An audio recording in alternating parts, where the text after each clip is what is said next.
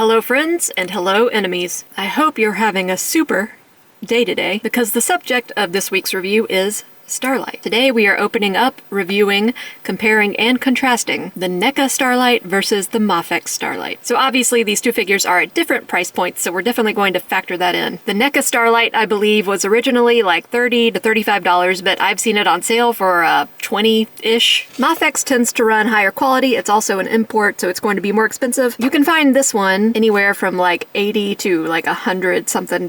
So quickly, let's take a look at the different packaging. Let's start with the Mafex figure. Window in the front, promotional pictures on the side.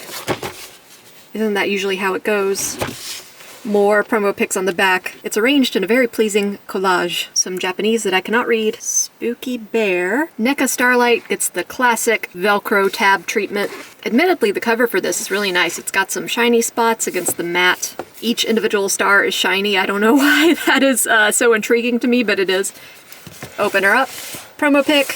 Figure. Some more promo pics on the back, and I don't know if it comes through well in my camera, but these pictures are very dark. I feel like they could have increased the brightness and contrast of these photos a little bit before printing them on their package, but what do I know? I'm not in charge of NECA packaging. Two very different figures of the same character, so let's get into it. Alright, so here we have our two figures out of the box. Of course, NECA is gonna NECA. She's at a slightly larger scale than this Starlight, which is a true 1/6 figure. Even at the larger size, she's pretty dainty, not nearly as dainty as this one though. As you can see right off the bat, there are definitely some cosmetic differences. The gold on the Mafex is a lot brighter, probably a lot more accurate to the show. It's been a while since I've seen it, so I can't really judge too hard. These golds are deeper, but a little bit more bronzy, I would say. The skin tone is different too. She's a lot more tan here. She's very pale here. There's a star pattern underneath her skirt here that is not present in this figure. And the capes are different too. You can see in this one, it's got kind of a fade up into the white.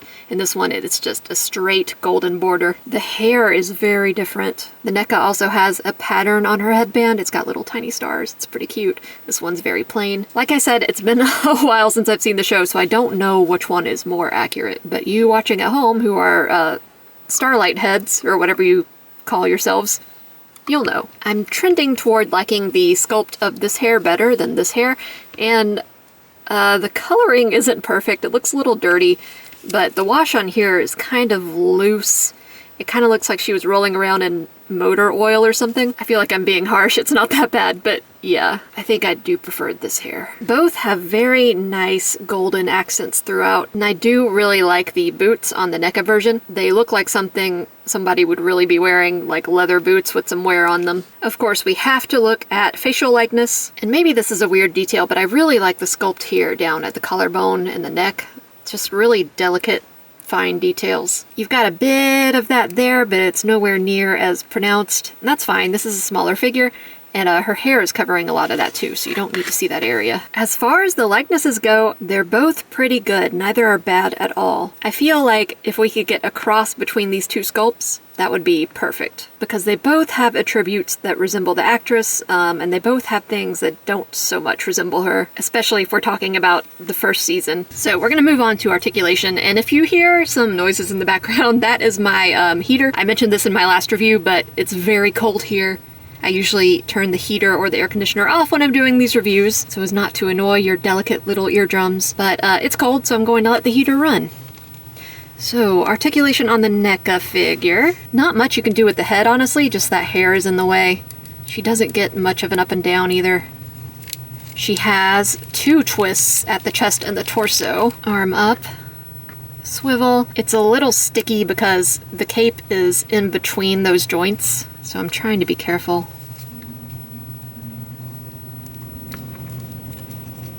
Double elbow, very cleverly disguised as part of the gauntlet. I will say when it's twisted like that, it does not look natural or good, but I didn't even notice that it was a double elbow until I moved it, so that's cool. Got some up and down and a swivel on the wrist. It's a very, very thin joint, so be careful.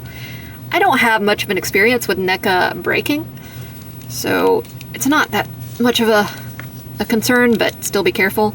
She's traffic coning pretty hard. Her legs cannot move that much. Ooh, a double knee. You got the same issue with the elbow though, where it looks really unnatural, like she's totally broken her leg. Up and down, and swivel on the feet, though mine are a little stiff. So, you know, pretty basic NECA articulation. I'm not sure if the double elbows and the double knees were necessary because they look strange as hell, honestly. I do like this figure. I think it's a pretty good Starlight figure. Maybe I'm jumping the gun, but I'm gonna go ahead and say you don't need to spend $100 on the Mafex. This one might do the job, but we'll see. I'll look at the Mafex next. Alright, Mafex Starlight. Mafex plastics and joints tend to be very nice and very smooth.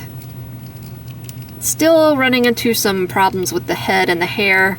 She's got some nice tilt though. She's got more chest and torso movement than the other one. Got a tiny bit of crunch. Her cape is not in that joint, so you don't have to worry about it sticking quite as much. It's very smooth. Single elbow, but that's all you need.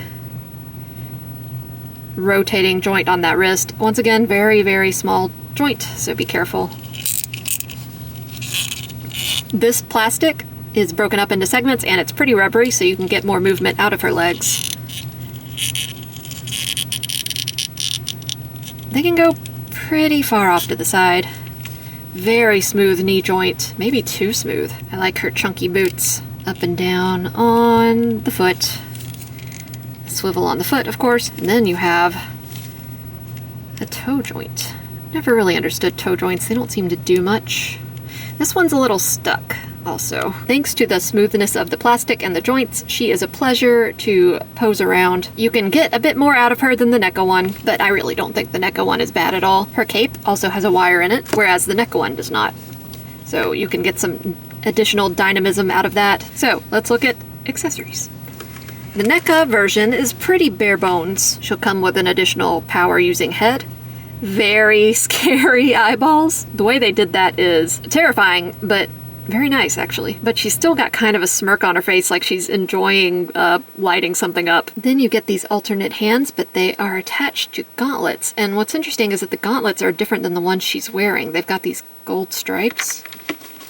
Those are not present on the ones attached, so I don't know what that's about. Is this for like an updated look or something? Or, like I said, it's pretty cold here, so the joints are being stubborn, so I'm being careful. So yeah, very scary. I do wish that she came with some effects, just because having her look like this out of context is very unsettling.